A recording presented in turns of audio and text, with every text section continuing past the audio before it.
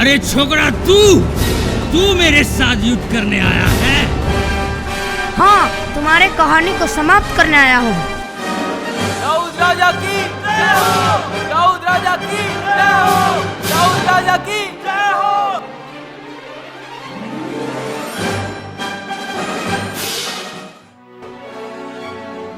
परमेश्वर तुम्हें इस्राएल के राजा के रूप में अभिषेक कर रहा है। मैं गोलियात हूँ, गोलियात। इसको मार डालने पर राजा बहुत पैसा देगा।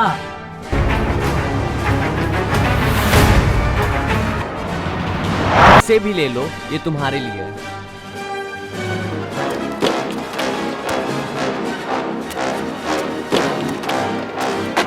हाय, तो बड़ा साधारण बात बा। हमारे योगा से ऐसा कुछ है जो ठीक नहीं होगा? वो का बड़का दुष्कर्मा है। आज मुकाबला हो ही जाएगा।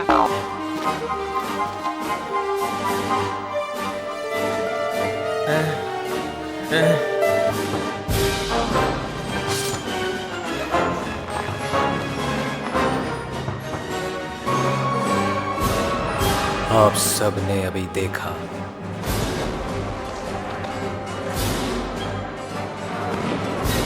बाप रे बाप!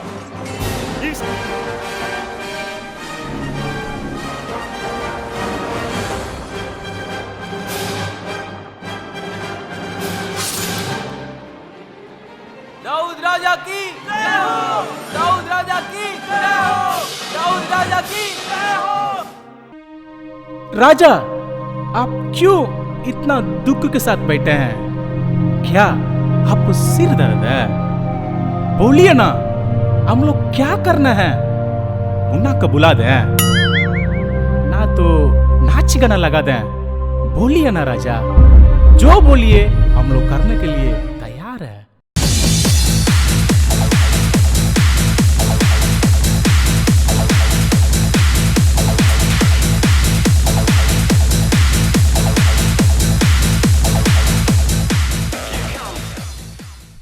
तो राजा को ये खैनी वैनी मंगवा दें। अरे तुम्हारा दिमाग नहीं है क्या? खैनी खाने से कैंसर होता है। राजा को मुआएगा क्या? तो राजा, आपके लिए क्या कर सकते हैं कि आप खुश हो जाएं? हम बहुत ही मुसीबत में पड़े हुए हैं, क्योंकि फलिस्तियों की सेना हमारे चारों ओर छावनी की हुई है। इस समय में शमूएल भी हमारे बीच में नहीं है। किससे जाकर पूछूं? इस बात को अगर हम सोचेंगे तो युद्ध नहीं कर सकते हैं। यहोवा परमेश्वर हमारे लिए विजय देगा। चलिए राजा। ऐसा नहीं, यदि परमेश्वर की ओर से आज्ञा नहीं आती तो युद्ध के लिए जाना हमारे लिए उचित नहीं है। मैं बहुत ही व्याकुल हो रहा हूं। महाराज, अगर आप ही इस प्रकार कहेंगे तो कैसे? इन फलिस्तियों को हम लोगों ने कितने बार हराए हैं। अब क्यों बेकार की चिंता कर रहे हैं? मैंने सोचा परमेश्वर स्वप्न के द्वारा या भविष्यवक्ताओं के द्वारा या अपनी याजकों के द्वारा मुझे उत्तर देगा, पर कोई उत्तर नहीं मिला। इतना तक कि परमेश्वर के अप्रसन्न योग्य बातें यानी ओझा और भावी करने वाले लोगों से भी मैंने मुलाकात किया, लेकिन मुझे कोई जवाब अभी तक नहीं मिला। ये सब बातों को छोड़िए महाराज। आप और हम जानते हैं हम कई युद्धों में फिलिस्तियों के विरुद्ध जीते हैं। इस युद्ध में भी विजय मिलेगा। चलिए चलते हैं। ठीक है, युद्ध की तैयारी की जाए।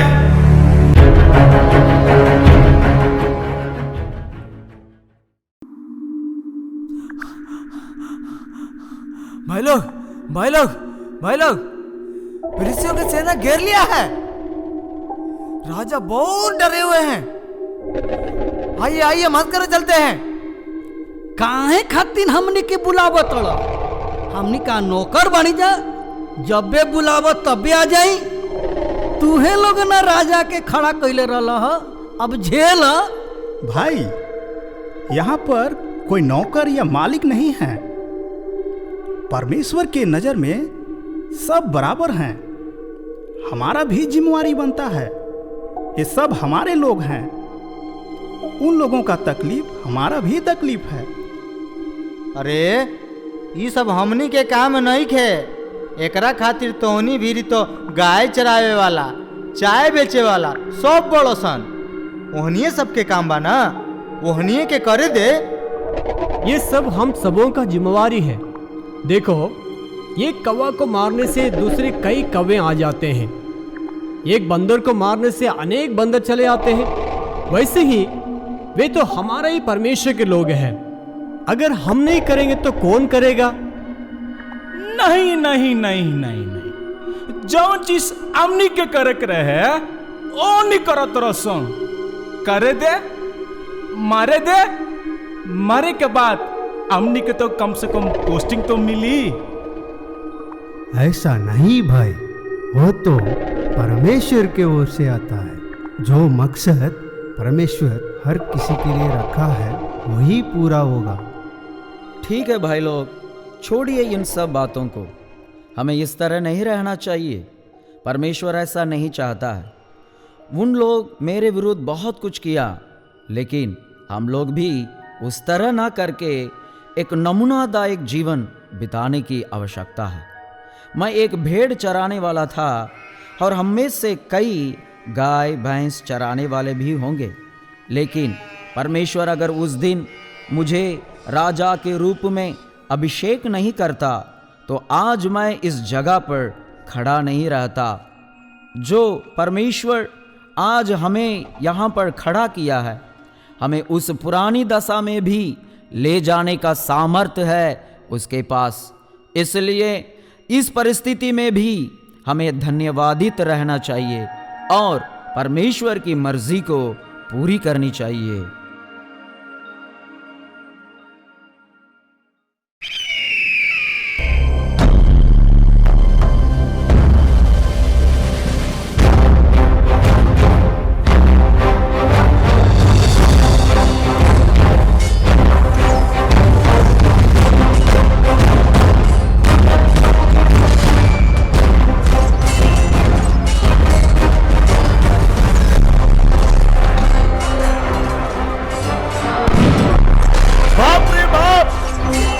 खतरा रहित फिलिस्तीनों मुझे भी मार डालेगा।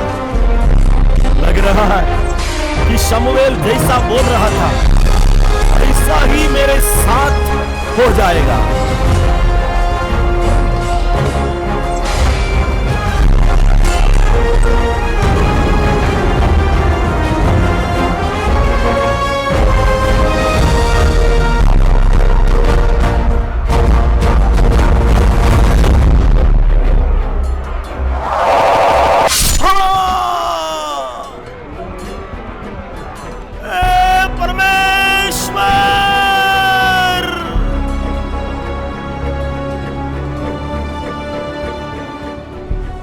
फिलिस्तियों के हाथों से मुझे मरना नहीं, नहीं।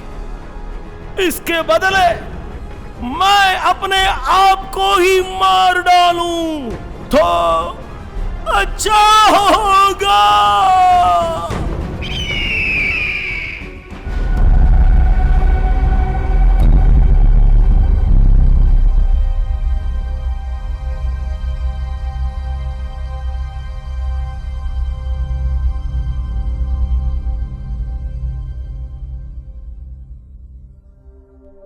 यही एक मौका है। अगर मैं शाऊल के सिर को दाऊद के पास पहुंचा दूं, तो मुझे यकीनन बहुत सारा इनाम और पदवी मिलेगा।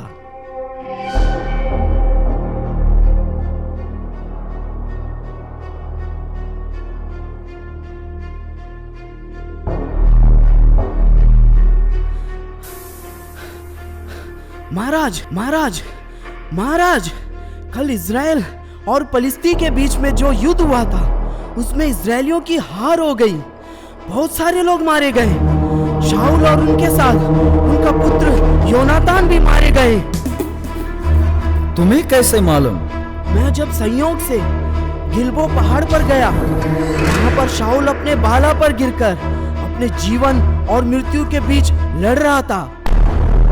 फिर उन्होंने कहा, मेरा प्राण मेरे शरीर से पूरा नहीं निकलने की वजह से मुझे मेरा तकलीफ बर्दाश्त नहीं हो रहा है, तुम मुझे मार डालो। तो मैंने सोचा कि जरूर ये बचेंगे नहीं, इसलिए मैंने इन्हें मार डाला। ये रहा उनका सिर। क्या तुम्हारी इतनी हिम्मत? वह एक अभिषेक किया हुआ व्यक्ति है। एक बात को समझ लो, चाहे वो ऊंचे पद में हो या नीचा पद में, जो भी परमेश्वर के द्वारा अभिषेक्त किया हुआ व्यक्ति है, उन पर हाथ लगाना दुष्टता है। कैसे तुम उन पर हाथ लगा सकते हो? महाराज, क्या बोल रहे हैं आप? वो तो बदला लेने वाला व्यक्ति है। आपको मार गिराने के लिए कई दिन से वो तड़प रहा था। ये मैंने जो किया, इससे तो आपको खुश होना चाहिए। अरे बुड़वक, बदला लेना मेरा काम नहीं, वो परमेश्वर का काम है। एक बात को मन में रख लो, अगुओं की बदला लेने की भावना भविष्य में आने वाला सेवकाई की पीढ़ियों को ही बर्बाद कर देगा। माफ कीजिए महाराज, मुझसे गलती हो गई। कौन है? इसे ले जाइए, इसके सिर को काट दीजिए।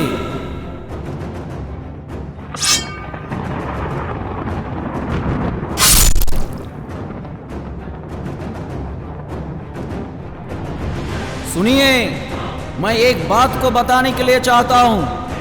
अगर एक अभिषेक किया हुआ व्यक्ति एक अभिषेक किया गया व्यक्ति के विरुद्ध में खड़ा हो जाए, या फिर अभिषेक ना किया हुआ व्यक्ति एक अभिषेक किया हुआ व्यक्ति के विरुद्ध में खड़ा हो जाए, उसका जीवन अच्छा रहा है करके इतिहास में कहीं नहीं लिखा है। समझ लो। साहब, आपको राजा के सिंहासन में बैठे हुए देखने के लिए लोग बेसब्री से इंतजार कर रहे हैं।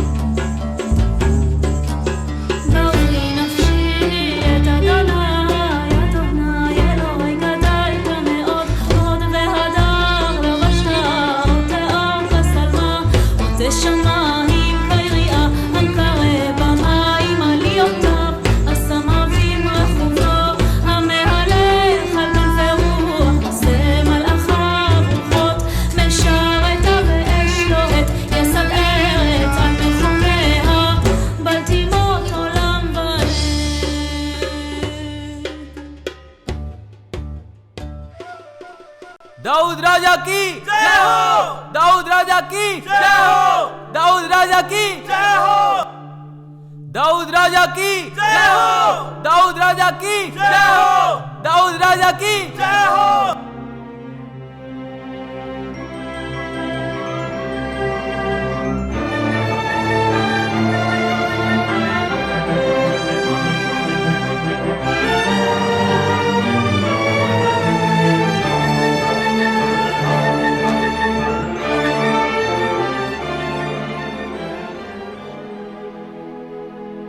महाराज की जय हो।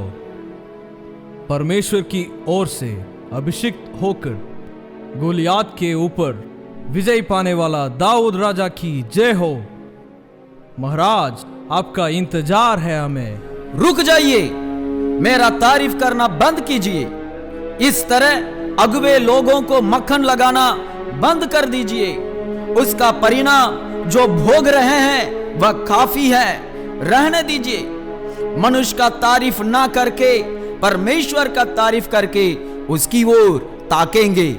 उनका मकसद और इच्छा को समझने के लिए हम कोशिश करें। अगर हम खुद अपने राज्य को बनाने के लिए कोशिश करेंगे, हम नाश हो जाएंगे। जो परमेश्वर का राज्य को बनाने के लिए कोशिश किया है वह कभी नाश नहीं हुआ करके इतिहास कहती है। परमेश्वर का राज स्थापित होने के लिए ऐसी कौन सी बाधा है, मुझे बताइए। महाराज, परमेश्वर का राज्य स्थापित होने के लिए स्वार्थीपन ही एक बाधा का कारण है। परमेश्वर का राज्य बोल बोलकर अपना ही राज्य बनाने में तुले हुए हैं। सारे लोग अपने चीजों को, जैसे गाय, गाड़ी, गहना, घर, प्रॉपर्टी, सब चीजों को परमेश्वर के राज्य के लिए इस्तेमाल न करके अपने ही काम के लिए इस्तेमाल कर रहे हैं। ठीक है मंत्री जी, बैठ जाइए। और कौन सी बातें हैं? महाराज, परमेश्वर का राज स्थापित होने के लिए एकता में न होना भी बाधा का एक कारण है। अगर हम में एकता नहीं है तो परमेश्वर का राज को कैसे स्थापित कर सकते हैं? इतना ही नहीं, हमारे राजभवन में एक मंत्री दूसरे मंत्री को देखकर जय मसीह भी नहीं बोल पा रहे हैं। ठीक है मंत्री जी, बैठ जाइए। और क्या कहना चाहते हैं? महाराज, लोग भी परमेश्वर के राज स्थापित होने के लिए एक बाधा के रूप में खड़ा है। लोग परमेश्वर और उनकी बातों के पीछे दौड़ने के बजाय अन्य चीजों के पीछे जो सख्त जरूरी नहीं है उसके पीछे दौड़ रहे हैं। ठीक है मंत्री जी, देश के प्रति आप सबों का जो प्यास है उसे मैं समझ रहा हूं। महाराज, कलीसिया मरा हुआ है। सही सुसमाचार नहीं सुनाया जा रहा है। कलीसिया के भीतर जात पात की बात पाया जाता है। महाराज, अंदर कुछ रखकर बाहर कुछ बोलते हैं। महाराज, अभिषेक नहीं किए हुए लोग भी अगुवे बन गए हैं। लोगों के अंदर परमेश्वर का राज का दर्शन मिट गया है। लोगों के बीच आदि प्रेम नहीं रहा। ठीक है मंत्री जी, बैठ जाइए। और कौन सी बातें हैं?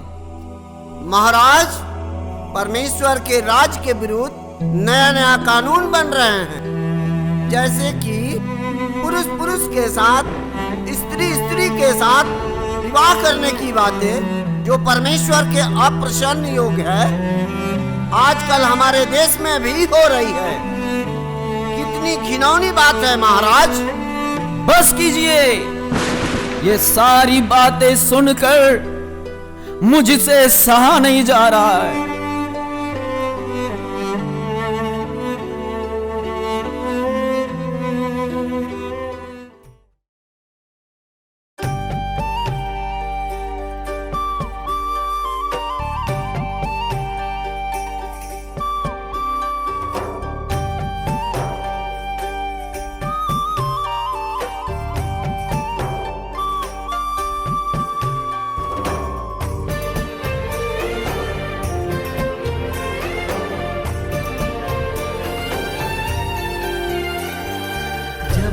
कमजोर था सहारा ना कोई, था अकेला मैं, था मैं चिंता में, यह तू आ गया। जब मैं कमजोर था सहारा ना कोई, था अकेला मैं, था मैं यह तू आ गया। मुझे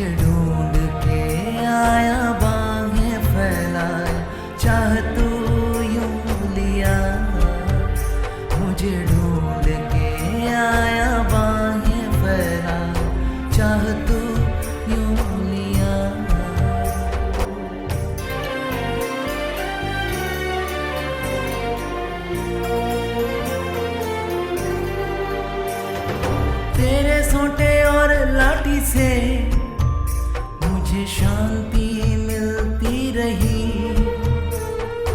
मुझे चरवाहे को प्रभु राजगद्दी तूने दी। हाथों में लेके बिना जब अकेला मैं रहता था, प्रभु तेरा गा के भजन मैं तसल्ली पाता था।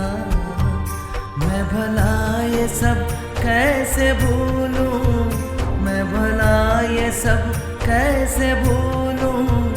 मैं जहाँ भी हूँ और जैसा भी हूँ तेरे अनुग्रह से। मैं जहाँ भी हूँ और जैसा भी हूँ तेरे अनुग्रह से।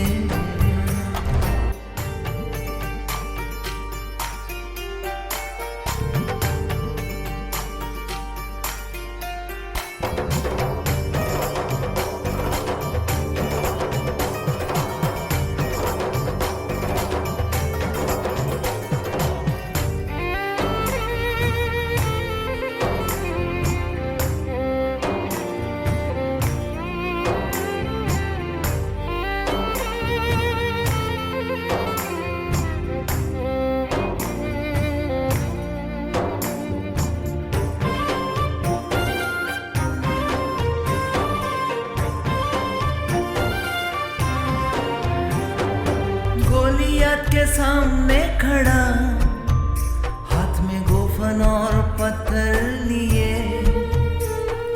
गोलियत को मैंने नहीं प्रभु तूने गिरा दिया। शाऊल की तलवार से क्या भला मैं बच पाता। प्राण के बैरी से मुझे प्रभु तूने बचा लिया। मैं भला ये सब कैसे भूलूं, मैं भला ये सब कैसे भूलूं। मैं जहाँ भी हूँ और जैसा भी हूँ तेरे अनुग्रह से। मैं जहाँ भी हूँ और जैसा भी हूँ तेरे अनुग्रह से। जब मैं कमजोर था सहारा ना कोई था। अकेला मैं था, मैं चिंता में, यह तू आ गया। जब मैं कमजोर था सहारा ना कोई था। अकेला मैं था, मैं चिंता में, यह तू आ गया। मुझे ढूंढ के आया, बाहें फैलाया, चाह तू यूं लिया। मुझे ढूंढ के आया, बाहें फैलाया, चाह तू यूं लिया। हे परमेश्वर, मैं तेरा दास हूं, मैं तेरे द्वारा अभिषेक किया गया हूं। लोगों के इतनी बड़ी झुंड को शासन करने के लिए तूने मुझे राजा के रूप में खड़ा किया है। मैं विश्वास योग्य और ईमानदारी के साथ तेरे लोगों के ऊपर शासन करूंगा प्रभु। हे परमेश्वर, तेरा राज्य को ही उन लोगों के बीच में मैं स्थापित करूंगा। हो सकता है मैं लोगों के बीच में राजा हूं, लेकिन राज्य और राज करने की बातें तेरा ही है प्रभु, तेरा ही है। हो सकता है मैं सिंहासन पर बैठा हूं, लेकिन तेरे चाहने योग्य राज्य को मैं बनाऊंगा प्रभु। तेरे लोगों के बीच तेरे राज्य को लाने के लिए हे परमेश्वर, तेरी मर्जी के अनुसार तूने मुझे चुना है प्रभु। मैं वही करने के लिए अर्पण करता हूं। तेरे राज्य को इन लोगों के बीच किसी ना किसी रीति से, चाहे मुझे मरना भी पड़ जाए, चाहे मुझे कोई भी क्लेश में भी जाना पड़ जाए, चाहे मुझे लोग नीचा भी देखें, या चाहे मुझे लोग कुछ भी करें या कुछ भी कहें, हे परमेश्वर, तेरा राज्य को स्थापित करने के लिए ही मैं आजीवन आपकी सेवा करूंगा। प्रभु, आपकी सेवा करूंगा। आपकी दया और अनुग्रह को परमेश्वर मैं और अपने जीवन के लिए चाहता हूं। हे मेरे लोगों, कान खोल कर सुनिए, क्या यहां पर कोई नहीं जो प्रभु के राज्य के लिए खड़ा हो जाए? यहां पर बैठे सब कोई मंत्रियों की बातों को सुना था। आप देख रहे हो कि हमारे देश में क्या क्या हो रहा है। क्या अभी भी हम लोग इस दशा में पाए जाते हैं? परमेश्वर का राज मिट रही है। सोचिए और अच्छे से सोचिए, परमेश्वर के राज्य को मिटने से बचाना हमारा कर्तव्य है। क्या हम ही लोग परमेश्वर के राज न आने का कारण बन गए? क्या हम ही लोग रुकावट का कारण बन गए? प्रभु से रोइए, प्रभु से प्रार्थना कीजिए, हे प्रभु, मुझे आपके राज यहाँ पर स्थापित होने के लिए मैं एक रुकावट का कारण ना बनूं। आपका राज इस धरती पर मेरे जीते जी में स्थापित होने के लिए आने वाले पीढ़ी आनंद के साथ रहने के लिए मुझे इस्तेमाल कीजिए परमेश्वर। क्या वस्तु के ऊपर से आपका मन नहीं भरा? पैसे से क्या आपका मन नहीं भरा? धन और दौलत से क्या आपका मन नहीं भरा? क्या आपको अभी पैसा कमाने का समय है? क्या आपको अब धन दौलत का बटोरने का समय है? क्या आपको मकान बनाने का समय है? सोचिए, सोचिए, हमें परमेश्वर का राज्य को स्थापना करना है। देश के कानून से डर रहे हैं क्या? क्या हम परमेश्वर के राज्य को बनाने में असमर्थ है? क्या देश के कानून हमारे हाथों को बांध रहा है क्या? देश के कानून हमारी दौड़ को रोक रही है क्या? क्या देश के कानून परमेश्वर के राज्य को स्थापित करने के लिए हमें पीछे ढकेल रहा है क्या? सोचिए हमें क्या करना है। अगर तुम अर्पण करना चाहते हो, अगर आप अर्पण करना चाहते हो, हे बच्चे, हे जवान, हे महिलाएं, हे बुजुर्गों, हे पुरुषों, हे सेवकों, क्या तुम यीशु के राज्य के लिए खड़े हो जाओगे? क्या तुम यीशु के राज्य के लिए तैयार हो जाओगे? अगर तुम तैयार हो, खड़े हो जाओ उसके राज्य की स्थापना के लिए। चाहे मुझे कुछ भी जोखिम उठाना पड़े, चाहे मुझे कुछ भी करना पड़े, या मैं काट डाला जाऊं, या फेंक दिया जाओ, या जेल में डाला जाओ, या मैं मारा जाओ, या हमारे ऊपर मुकदमा भी चलाया जाए, उसके राज्य की स्थापना के लिए मैं प्रयास करता रहूंगा, मैं पीछे नहीं हटूंगा करके। क्या तुम कहने के लिए तैयार हो? कहने के लिए तैयार हो? उसके राज्य की स्थापना के लिए क्या तुम अपने आप को अर्पण करने के लिए तैयार हो? ऐसा हो तो